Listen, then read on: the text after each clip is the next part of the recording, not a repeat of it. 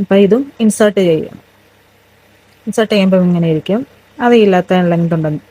അപ്പം ഇതെന്ന് പറഞ്ഞാൽ നല്ല നെക്കിൽ നല്ല ഡിസൈൻ ഉള്ളതാണ്. ഇപ്പം നമുക്ക് ഷോള് സ്റ്റൈൽ ചെയ്യുമ്പം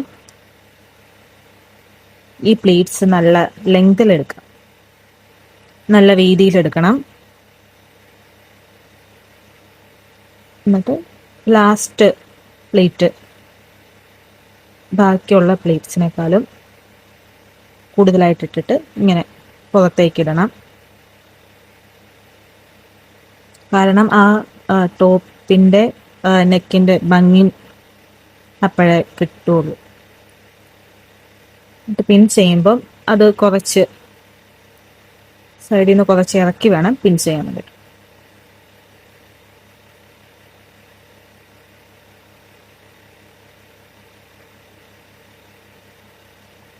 നമ്മൾ നല്ല കോട്ടൺ സാരിയൊക്കെ കൊടുക്കുന്ന പോലെ നമുക്കിത് സ്റ്റൈൽ ചെയ്യാവുന്നതാണ്.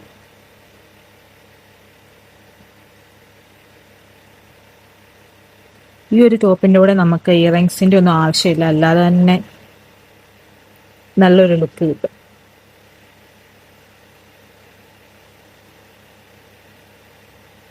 അപ്പം ഞാൻ ഈ 4 ടോപ്സും വാങ്ങിച്ചിരിക്കുന്നത് ഷീനിൽ നിന്നാണ്. കാരണം ഞാൻ പുറത്തായതുകൊണ്ട് ബ്ലൗസ് സ്റ്റിച്ച് ചെയ്ത് ഇവിടെ കിട്ടാനൊക്കെ പാടാണ്, സ്റ്റിച്ച് ചെയ്യുന്ന കടയൊക്കെ കിട്ടാനൊക്കെ പാടാണ്, അല്ലെങ്കിൽ നാട്ടിൽ നിന്ന് അയക്കേണ്ടി വരും. അപ്പം അങ്ങനെയുള്ളവർക്ക് ഇങ്ങനെ ഒരു സ്കേർട്ടും ഷോളും കൂടി തയ്ച്ചു വെച്ചാൽ നിങ്ങൾക്ക് ഷീനിന്നോ ടെമൂന്നൊക്കെ നല്ല ടോപ്സ് വാങ്ങിച്ച് ഇതിൻ്റെ കൂടെ സ്റ്റൈൽ ചെയ്യാവുന്നതാണ്. അതുപോലെ തന്നെ ഈ ടോപ്സിനൊന്നും നമ്മൾ ഒത്തിരി പ്രൈസൊന്നും കൊടുക്കേണ്ട ആവശ്യമില്ല. അഫോർഡബിൾ പ്രൈസിൽ നമുക്ക് ഈ ടോപ്സ് അവൈലബിൾ ആണ്. നിങ്ങൾക്ക് വീഡിയോ ഇഷ്ടപ്പെട്ടെങ്കിൽ ലൈക്ക് ചെയ്യുക, ഷെയർ ചെയ്യുക, കമൻറ്റ് ചെയ്യുക. നിങ്ങൾക്ക് ഇഷ്ടപ്പെട്ട